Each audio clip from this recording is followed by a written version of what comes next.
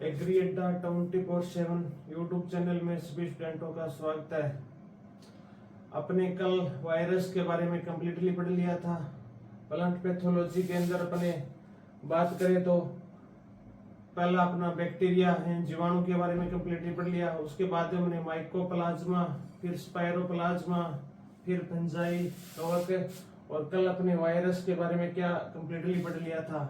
आज अपने पढ़ेंगे कि फसलों में होने वाले प्रमुख रोग है।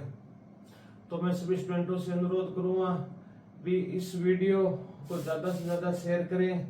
जो भी अपना भाई बहन या दोस्त कोई भी डब्ल्यूओ की तैयारी कर रहा है या कृषि विभाग से संबंधित कोई भी एग्जाम की तैयारी कर रहा है तो उसको अपने एग्री अड्डा 24/7 यूट्यूब चैनल के बारे में जरूर बताएं। उनको वीडियो या अपना चैनल का लिंक है वो जरूर शेयर करें। आज अपने पहली रीडिंग डालो। फसलों में आने वाले प्रमुख रोग में पहली फसल है अपने धान। धान की फसल के प्रमुख रोग,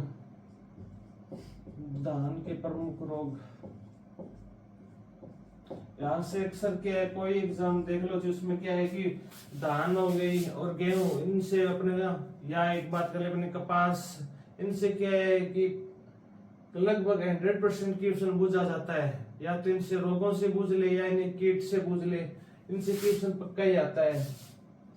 तो अपने धान की फसल के अंदर बात करें सबसे हानिकारक या सबसे खतरनाक रोग धान का बात करें तो वो है धान का ब्लास्ट, पेडियोब्लास्ट यानी धान का प्रध्वंस या झोंका रोग है।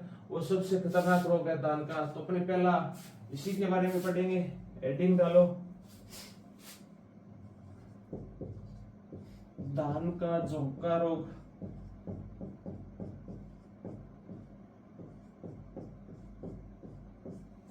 धान का झोंका रोग या ब्लास्ट ऑफ पेडी, इंग्लिश में इसको क्या बोलते हैं, धान का ब्लास्ट ऑफ यानी ब्लास्ट ऑफ पेडी।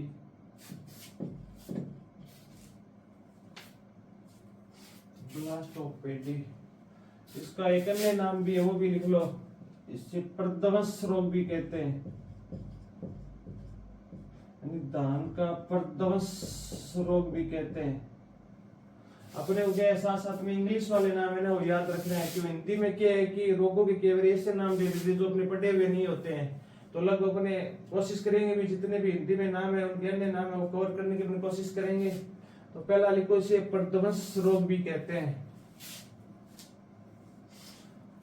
इसे ये धान का क्या है कि सबसे खतरनाक रोग है, इसलिए इसे धान का बुखार भी कहते हैं। धान का बुखार, धान का बुखार भी कहते हैं, यानी राइस फीवर।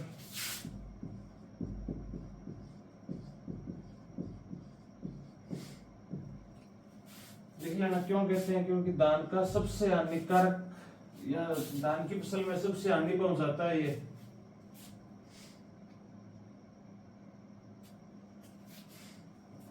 धान का सबसे हानिकारक रोग, धान का सबसे हानिकारक रोग।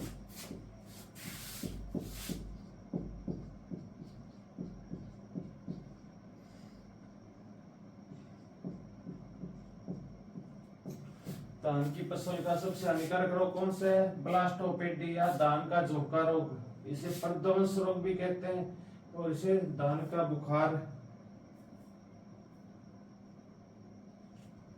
या एक अन्य नाम और वो लिख लो, इसे रिचमैन डिजीज भी कहते हैं। रिचमैन डिजीज यहाँ पे लिख लेना। अन्य नाम है इसके, इस रोग के अन्य नाम कौन कौन से हैं?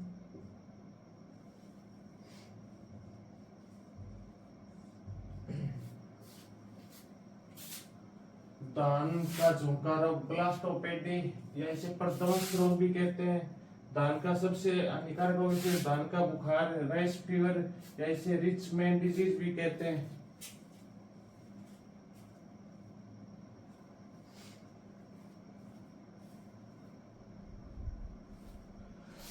धान के झोंका रोग में क्या होता है कि ये धान की फसल में क्या है कि रोटन नेक या रोटन नेक लक्षण प्रदर्शित करता है, इसलिए इसे धान का रोटन नेक रोग भी कहते हैं।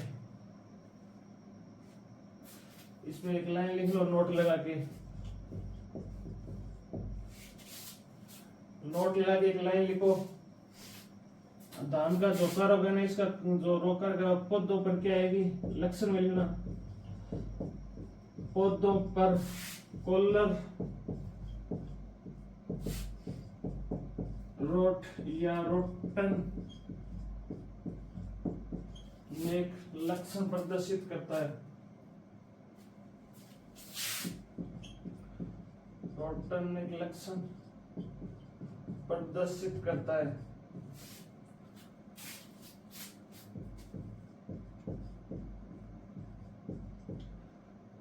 इसलिए इसे धान का रोटन नेक रोग भी कहते हैं। रोटन नेक डिजीज भी कहते हैं। हिंदी में लिखो तो धान का गिरवा गलन रोग, गिरवा गलन रोग भी। जो धान का जोखा रोग यानी ब्लास्टोपेडी है ना, ये धान की फसल में क्या है कि पौधों पर कॉलर रोट या रोटन नेक लक्षण प्रदर्शित करता है। इस रोग की पहचान क्या है, ये धान की फसल है, उसमें यदि ब्लास्टोपेडी या धान का जोखा रोग हो गया तो खेत में क्या हो जाएगा, धान की फसल में भी कॉलर रोट या रोटन नेक लक्षण प्रदर्शित होंगे। तो इससे अपने धान का रोटन नेक डिजीज या हिंदी में लिख लो गिरवा गलन रोग भी कहते हैं। धान का सबसे हानिकारक रोग है ये। तो इस रोग के जितने भी अन्य नाम है वो अपने सभी नोट कर लिए हैं, क्योंकि एग्जाम में क्या है, मुख्य नाम ना देकर अन्य नाम देकर क्वेश्चन पूछ लेते हैं। तो अपने को डिटेल से पढ़ना बहुत जरूरी है, क्योंकि मेन क्रॉप है ये अपनी धान है। तो इससे अक्सर एग्जाम में क्वेश्चन पूछा जाता है। धान हो गई और गेहूं, इनसे क्या है कि लगभग क्वेश्चन आता है 100%। कोई एग्जाम उठा के देख लेना, चाहिए आप एग्रीकल्चर सुपरवाइजर का देख लेना, चाहिए आप एओ का एग्जाम देख लेना, धान और वीट के अंदर लगभग क्वेश्चन आते हैं।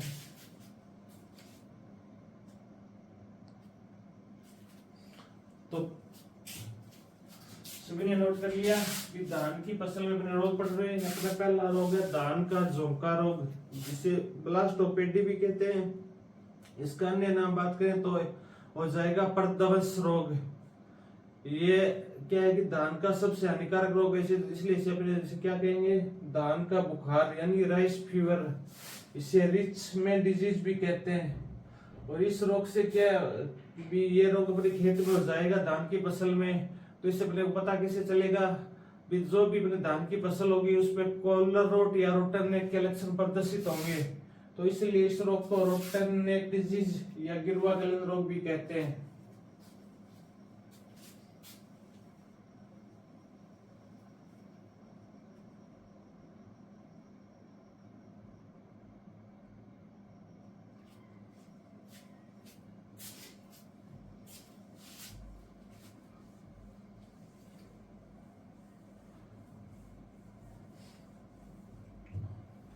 जो अपने धान का झोंका या ब्लास्टोपेडी होता है, इसका रोग कारक क्या है, ये रोग कारक क्या नाम क्या है, लिखो पाइकुलेरिया ओराइजी। धान का झोंका या ब्लास्टोपेडी इसका रोग कारक है। रोग कारक लिखो पाइकुलेरिया ओराइजी या पाइकुलेरिया ग्रीसिया भी केवल एग्जाम में आ जाता है। पाइकुलेरिया ओराइजी ना देख के पाइकुलेरिया ग्रीसिया भी दे देते हैं। तो अपने को दोनों में ध्यान रखना है कि धान का झोंका रोग है, इसका रोग कारक क्या है, पाइकुलेरिया ओराइजी या पाइकुलेरिया ग्रीसिया।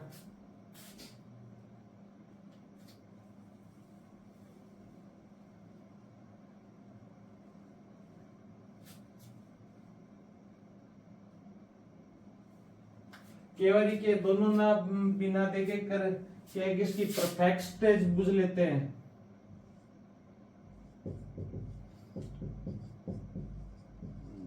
जो अपना रोग कारक है पाइरिकुलेरिया, इसका क्या है भी परफेक्ट जो स्टेज होती है उसके बारे में पूछ लेते हैं।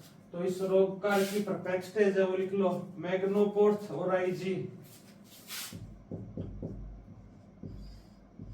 मैग्नोपोर्थ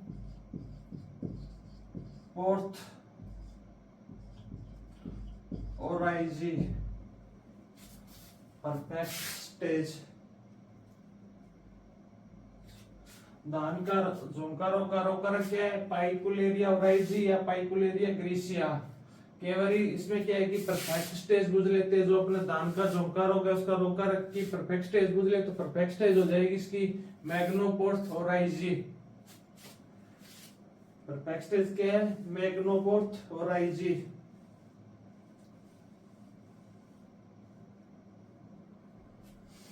और इस क्लास बुझ ले तो क्लास हो जाएगी एस्कोमाइसिटीज,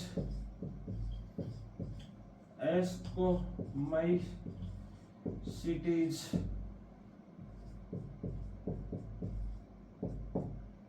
एस्कोमाइसिटीज क्लास हो जाएगी एस्कोमाइसिटीज।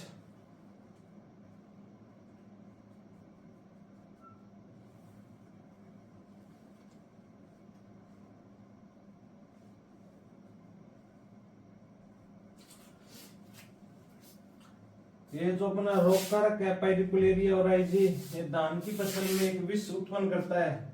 उस विष का क्या नाम है, जो अपना ये रोग कारक है पाइरिकुलेरिया ओराइजी, ये धान की फसल में हो जाता है एक विष उत्पन्न करता है। उस विष का नाम है अल्फा पिकोनोइक अम्ल, पिकोलिनिक अम्ल।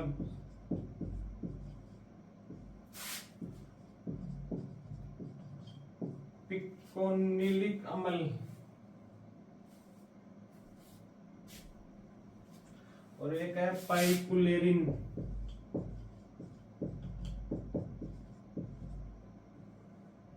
जो धान की फसल में अपना रोग कारक है पाइरिकुलेरिया ओराइजी एक विष उत्पन्न करता है। उस विष का नाम है अल्फा पिकोनिलिक अम्ल और पाइकुलेरिन। पाइकुलेरिन तो अपने याद रह जाएगा पाइकुलेरिया से पाइकुलेरिन। फिर पहला है जो अल्फा पिकोनिलिक अम्ल है उसका ध्यान रखना, इंपॉर्टेंट है, ये नोट लगा के लिख लेना। धान की फसल में जो रोग कारक है वो कौन सा विष उत्पन्न करता है धान की फसल में, तो हो जाएगा अल्फा पिकोनिक अम्ल, पिकोलिनिक अम्ल और पाइकुलेरिन। ये धान का झुमका रोग है, ये बीज प्लस वायु जनित दोनों प्रकार से फैलता है। ये बीज से भी फैलता है और वायु के द्वारा, बीज प्लस वायु जनित है। अपने फसल की बुआई करेंगे तो ये बीज के माध्यम से फैल सकता है और वायु के माध्यम से फैल सकता है। तो धान का झुमका रोग है वो बीज प्लस वायु जनित दोनों प्रकार से फैल सकता है।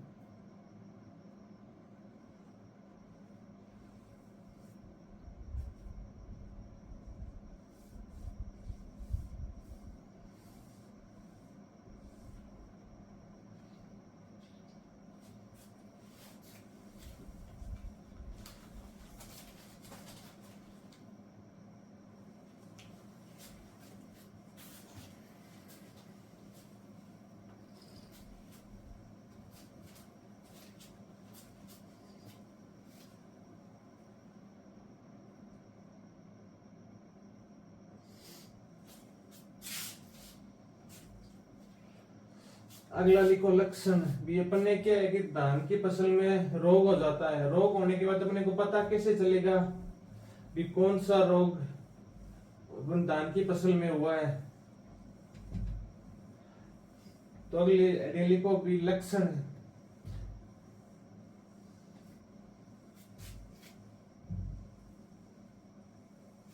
लक्षण से पहले एक चीज नोट लगा के लिखो, नोट लगा के पहले एक चीज लिख लो कि फसलों में जितने भी जीवाणु जनित जीवाणुओं के द्वारा रोग होते हैं ना उनकी पहचान लिख लो। फसलों में अधिकांश जीवाणु रोग की पहचान। फसलों में जीवाणुओं के द्वारा, अधिकांश जीवाणुओं के द्वारा जो रोग होते हैं उनकी पहचान क्या है? उनकी पहचान है कि फसलों में जो जीवाणु के द्वारा जो भी रोग हो जाएगा उसका क्या है कि पत्तियों पर जल शीत यानी वाटर शॉक के धब्बे बन जाएंगे। पहचान पहला लिखो, पत्तियों पर जल शीत धब्बे, वाटर शॉक धब्बे बन जाते हैं और बाद में इसमें क्या है कि गांठें नजर आती है।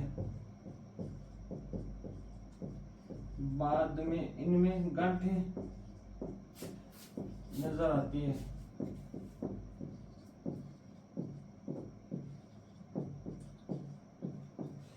कहने का मतलब है भी जीवाणुओं के द्वारा फसलों में जब भी रोग हो जाएगा तो उसकी अपनी पहचान क्या होगी?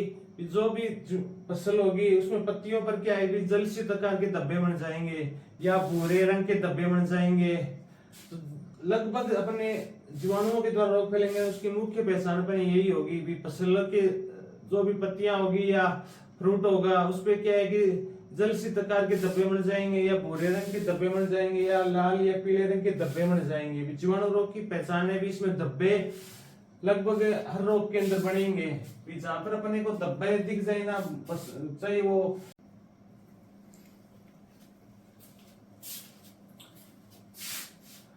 अपने खेत में क्या है कि जीवाणु के द्वारा रोग फैला हो जाएगा फसल के अंदर, तो अधिकांश जीवाणु रोगों की पहचान क्या होगी? पत्तियों पर जलसित आकार के धब्बे या वाटर शॉक धब्बे और बाद में इन धब्बों में क्या गांठें नजर आएगी, तो अपने पहचान कर सकते हैं भी ये रोग जीवाणु के द्वारा फैलाया गया है। कहने का मतलब है भी अपने खेत के अंदर जो फसल बोई हुई है उसके अंदर अपने रोग की हो गया, उस रोग की पहचान करेंगे। यदि अपने फसल के अंदर पत्तियों पर धब्बे दिखाई दे, चाहे धब्बे कैसे भी हो, चाहे वाटर जलसित धब्बे हो, चाहे भूरे रंग के हो, चाहे पीले रंग के हो, वो धब्बे होंगे और धब्बों में बाद में गांठें नजर आएगी, तो अपने क्या है कि पहचान कर सकते हैं भी ये रोग है वो जीवाणु के द्वारा फैलाया गया है। यदि अपने वायरस के द्वारा रोग फैलाया गया है तो पत्तियां बौनी रह जाएगी, पत्तियां क्या टेढ़ी मेढ़ी हो जाएगी या पत्तियां गुच्छों के रूप में हो जाएगी। यानी कहने का मतलब ये बना पौधा क्या झाड़ीनुमा दिखाई देगा। तो अपने आइडिया लगा सकते हैं ये रोग है वो वायरस के द्वारा हुआ है। या अपने बात करें सूत्रकृमि के द्वारा, यदि अपने खेत में या फसल में रोग हो गया तो इसकी पहचान क्या करेंगे भी खेत में जगह जगह पीले रंग के धब्बे दिखाई देंगे और जो जड़ों में गांठें नजर आएगी। जो भी अपनी फसल बोई हुई है हम फसल को अपने उखाड़ कर देखेंगे पौधे को, तो उसमें क्या है कि जड़ों में गांठें दिखाई देगी, तो अपने वो अंदाजा लगा सकते हैं सूत्रकृमि के द्वारा हुआ है रोग। केवल एग्जाम में क्या है कि लक्षणों के ऊपर क्वेश्चन पूछ लेते हैं, यदि अपने को बिल्कुल ही पता ना हो तो अपने एक आधार पर आइडिया लगा सकते हैं भी ये जीवाणु के द्वारा या वायरस के द्वारा या सूत्रकृमि के द्वारा या फंजाई के द्वारा है। तो आप इसको नोट कर लो। अधिकांश जीवाणु रोग की पहचान पत्तियों पर जलसित धब्बे और बाद में इनमें क्या है गांठें नजर आती है, तो आइडिया लगा सकते हैं जीवाणु के द्वारा हुआ है रोग। यदि वायरस के द्वारा रोग हुआ है तो पत्तियां क्या है कि बौनी रह जाएगी, यानी पत्तियां छोटी रह जाएगी और विभिन्न आकार में हो जाएगी, या तो टेढ़ी मेढ़ी हो जाएगी या पत्तियां गुच्छों के रूप में दिखाई देगी। कहने का मतलब पौधा क्या है झाड़ीनुमा दिखाई देगा।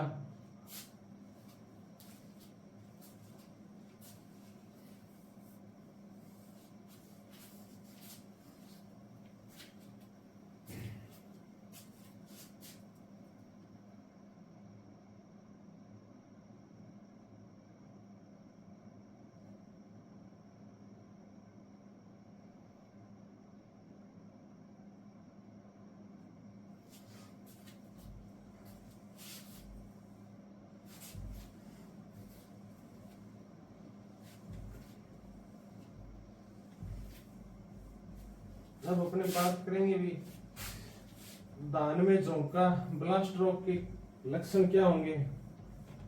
पहला लक्षण लिखो, पत्तियों पर भूरे तरकू या आंख के आकार के या नाव के आकार के कई धब्बे हो जाना। धान के झोंकारों के में पढ़ रहे थे लक्षण। लक्षण में पहला लिखो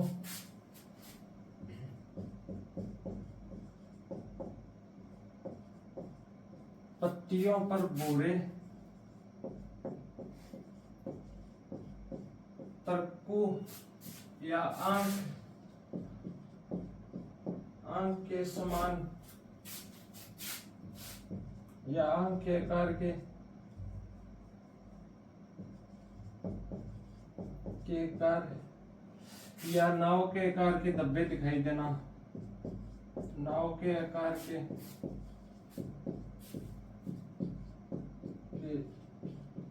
धब्बे होना। पहला लक्षण क्या है? यदि अपने खेत में ब्लास्ट वो पेडी रोग या झोंका रोग हो गया तो उसका लक्षण है भी जो पत्तियां हैं उस पर अपने भूरे तरकू जैसे या अपने आंख के आकार के या नाव के आकार के धब्बे दिखाई देंगे। तो दूसरा है भी जो अपना पेनिकल यानी धान का पुष्प है उस पे डेथ हार्ट के समान हो जाएगा। जो भी अपने पुष्प क्रम यानी धान के पुष्प क्रम में क्या कहते हैं? पेनिकल कहते हैं। पेनिकल के भी डेथ हार्ट के समान डेथ हार्ट के समान डेथ हार्ट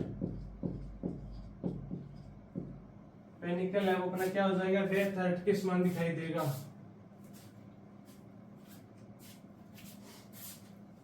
और पेनिकल में क्या है भी दाने बहुत कम बनेंगे या दाने की अनुपस्थिति हो जाएगी। पेनिकल में दाने की अनुपस्थिति पेनिकल में दाने की अनुपस्थिति को क्या कहते हैं? ब्लिंकिंग।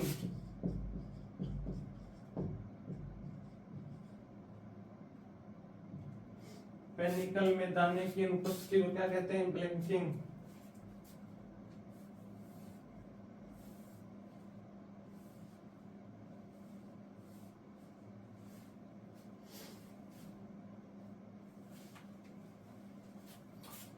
धान के झोंकारों का लक्षण है भी पत्तियां क्या आएगी या तो अपने भूरे तरकू या आंख के समान या नाव के आकार की दिखाई देगी। और जो अपना पेनिकल है उसपे क्या डेथ हार्ट के लक्षण दिखाई देंगे। और पेनिकल में दानों की अनुपस्थिति क्या कहलाती है? ब्लैकिंग।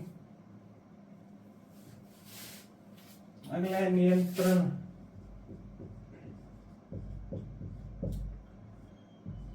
जब भी अपने भूमि में नाइट्रोजन की मात्रा अधिक होगी तो ये रोग ज्यादा होगा। लिख लो नाइट्रोजन की मात्रा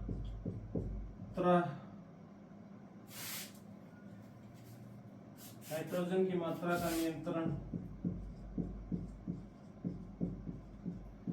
यानी नाइट्रोजन की मात्रा अधिक होगी तो ये रोग अधिक फैलेगा। तो इसलिए अपने क्या नाइट्रोजन की जो मात्रा है उसको अपने क्या नियंत्रित रखना है।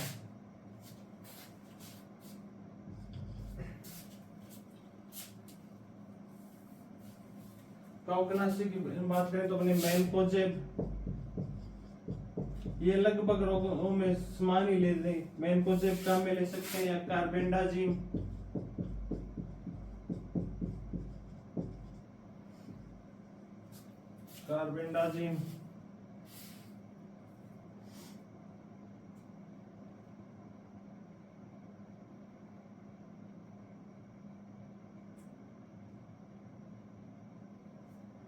और एक अभी नई मार्केट में आई है वो लिख लो ट्राइसिक्लोजोल। ट्राइसिक्लोजोल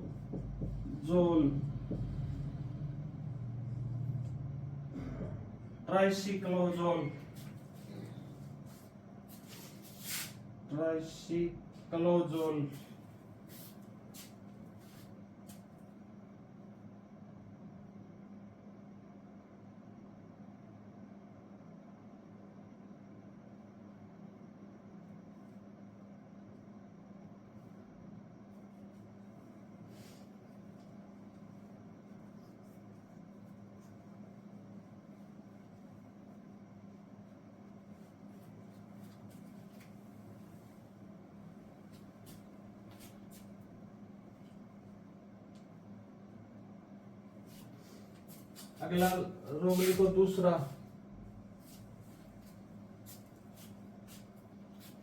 जीवाणु पत्ती झुलसा।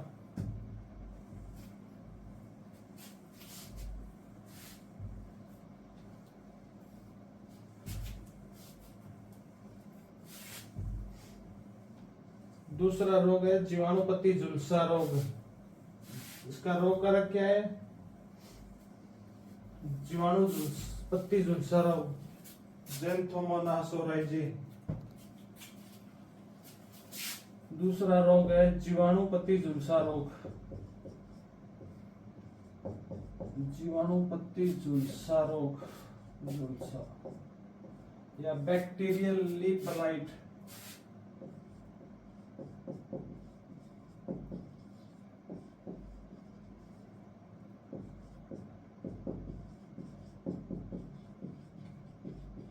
Disease, bacterial leaf blight disease. इसका रोग कारक क्या है? Xanthomonas oryzae.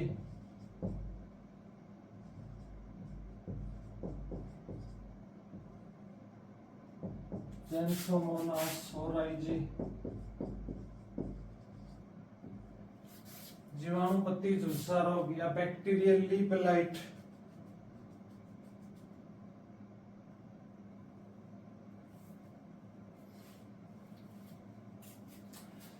इसे धान की नर्सरी का क्रेसेक रोग भी कहते हैं।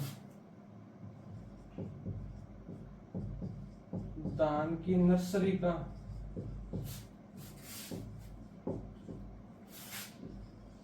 क्रेसेक रोग भी कहते हैं।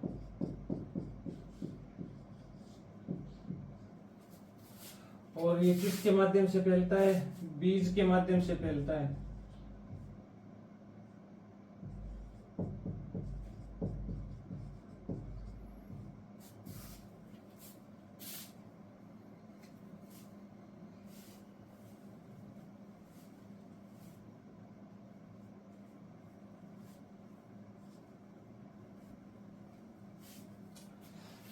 लक्षण लिख लो। नर्सरी में क्या है कि पौधे मुरझा जाएंगे या पीले पड़ जाएंगे। नर्सरी में पौधों का मुरझाना व पीला पड़ना लक्षण है। जीवाणु पत्ती झुलसा रोग का लक्षण क्या है? नर्सरी में पौधे या तो मुरझाना और पीला पड़ना, यानी क्रेसेक जैसे हो जाएंगे। धान की नर्सरी का क्रेसेक रोग भी कहते हैं इसको। यानी ये धान की नर्सरी यानी छोटी धान के पौधों में छोटी अवस्था में ये ज्यादा फैलता है।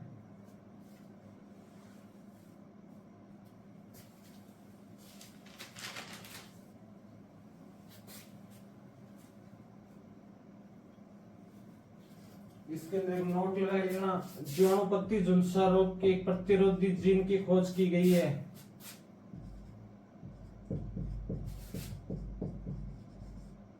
प्रतिरोधी जीन, जीवाणु पत्ती झुलसा रोग है ना, इसके प्रतिरोधी जीन की खोज हुई है। उसका नाम है XA21। XA21 जीन यानी ज़ैंथोमोनास 21 जीन, ज़ैंथोमोनास 21 जीन। जीवाणु पत्ती झुलसा रोग के प्रतिरोधी जीन का नाम क्या है? Xanthomonas 21 gene.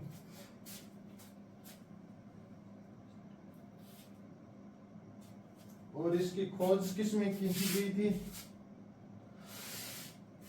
धान की एक वैरायटी है ओराइजी,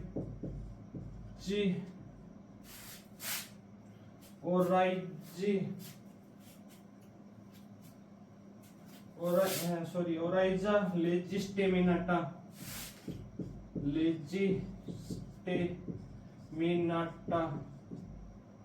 ये जंगली प्रजाति है, इसमें इसकी खोज की गई थी।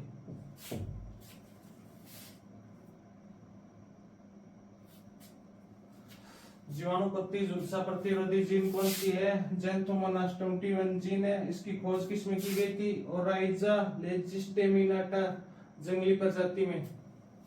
धान की जंगली प्रजाति है कौन सी? ओराइजा लेजिस्टेमिनाटा में ज़ैंथोमोनास 21 जीन की खोज की गई, जो जीवाणुपत्ती झुलसा प्रतिरोधी जीन है।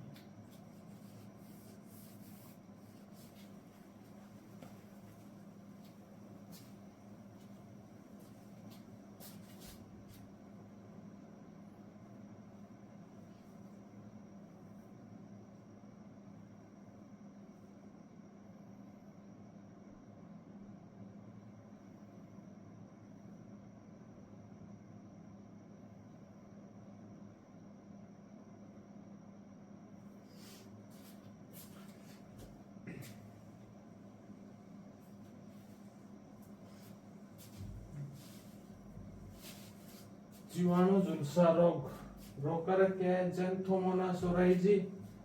धान की नर्सरी कैसे करें? सेक रोग भी कहते हैं।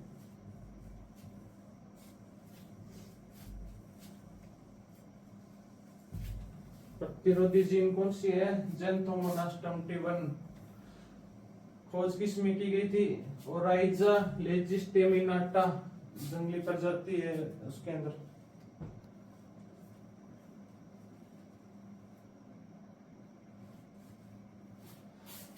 तीसरा डिजीज लिखो, भूरा पत्ती धब्बा रोग।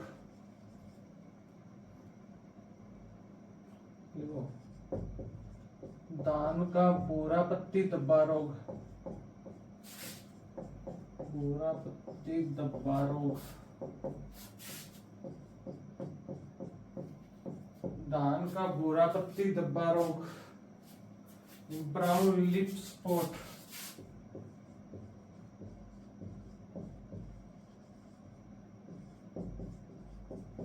Brown lip spot.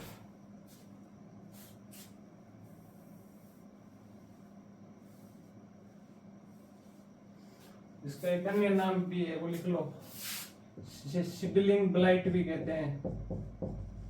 Seedling blight, seedling blight या पोर मैन डिजीज।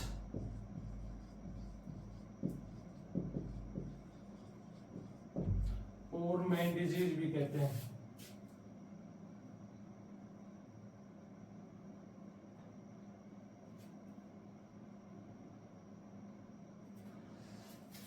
एक लाइन नोट लगा लिखना, अभी धान का भूरा पत्ती धब्बा रोग है ना, ये रोग हो जाने पर क्या है कि पत्तियों पर क्या है कि तिल के आकार के धब्बे दिखाई देते हैं, इसलिए इसे धान का तिल परन धब्बा रोग भी कहते हैं।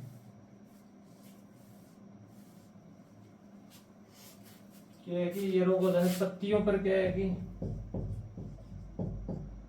पत्तियों पर तिल के आकार के धब्बे दिखाई देते हैं।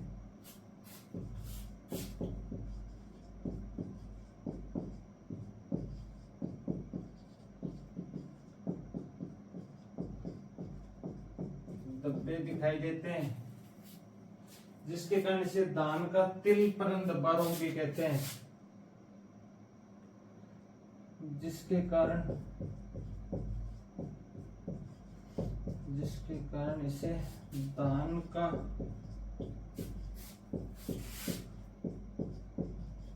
तिल परन धब्बा रोग भी कहते हैं। धान का भूरा पत्ती धब्बा ब्राउन लिप स्पॉट है, इसको धान का तिल परन धब्बा रोग क्यों कहते हैं? क्योंकि पत्तियों पर क्या है कि ये रोग हो जाने पर तिल के आकार के धब्बे दिखाई देते हैं।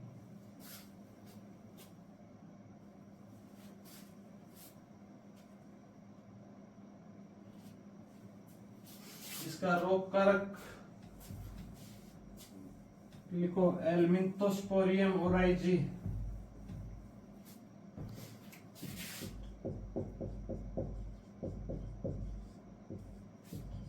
रोग कारक कौन है?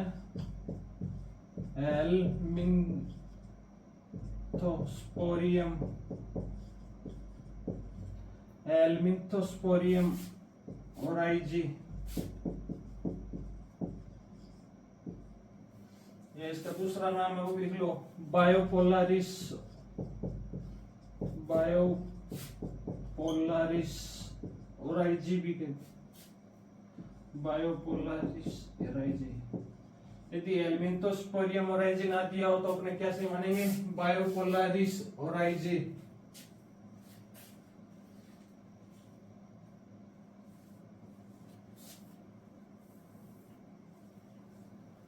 यदि ये भी नहीं दिया हो तो एक और क्या है?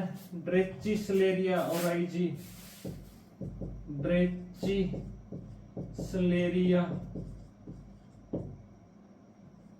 ड्रेचिसलेरिया ओराइजी। धान का पूरा पत्ती धब्बा या ब्राउन लीफ स्पॉट है, उसका रोका क्या है? एल्मिंथोस्पोरियम ओराइजी या बायोपोलरिस ओराइजी या इसे ड्रेचिसलेरिया ओराइजी।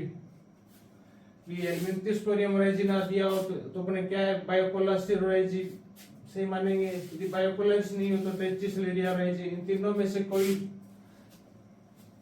एक एग्जाम में दिया हुआ जरूर होगा। धान का पूरा पत्ती धब्बा रोका रोका रख, तीनों नोट करो अपने।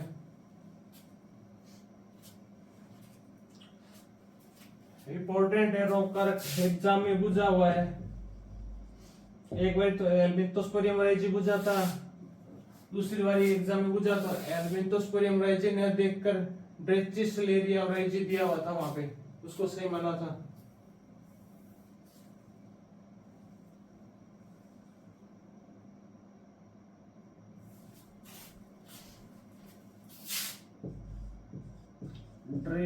ड्रेचिसलेरिया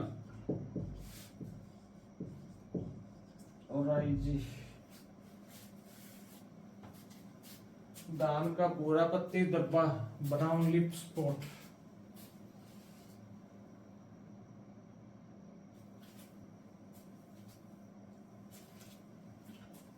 धान का पूरा पत्ती धब्बा हो गया, ब्राउन लिप स्पॉट। इसको सीडलिंग ब्लाइट या पोरमैन डिजीज भी कहते हैं।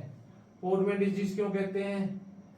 कि 1943 के अंदर क्या है कि पश्चिम बंगाल में धान की भूरा पत्ती धब्बा रोग फैलने के कारण 5 लाख लोगों की मृत्यु हुई थी भूख के कारण।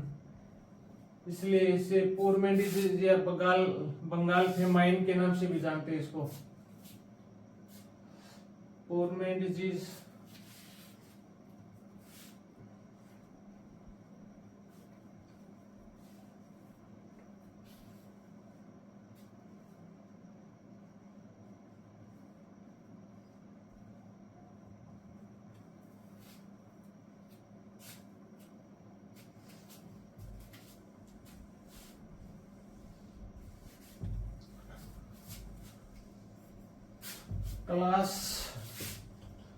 क्लास लिखो इसमें, एस्कोमाइसिटीज।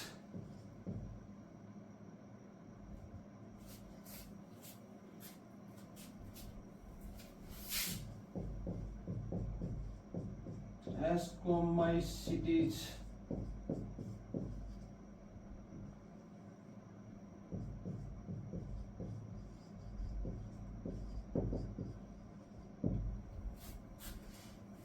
क्लास है इसकी एस्कोमाइसिटीज।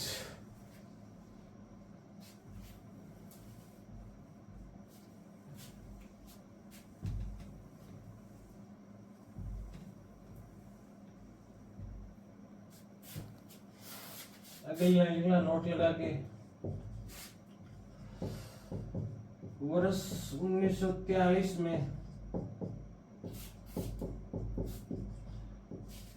बंगाल में भूरा पत्ती धब्बा रोग के कारण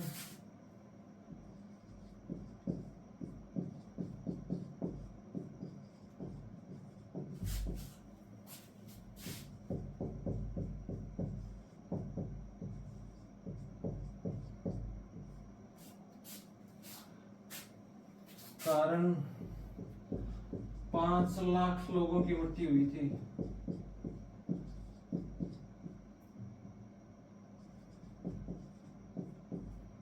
मृत्यु के कारण इसे बंगाल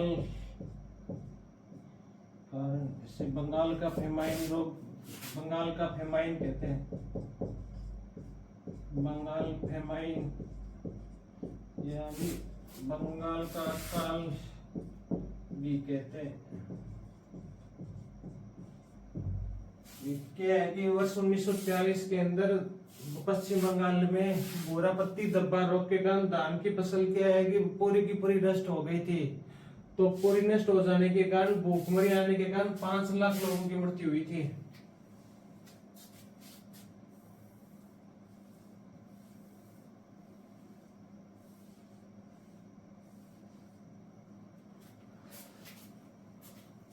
और द्वितीय विश्व युद्ध में ना यूएसए ने जापान के ऊपर इसे जैव हथियार के रूप में उपयोग किया था।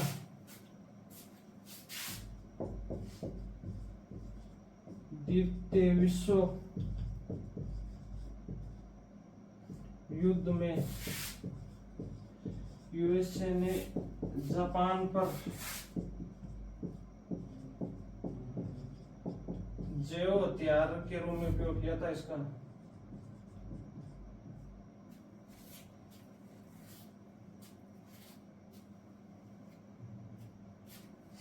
जैव हथियार के रूप में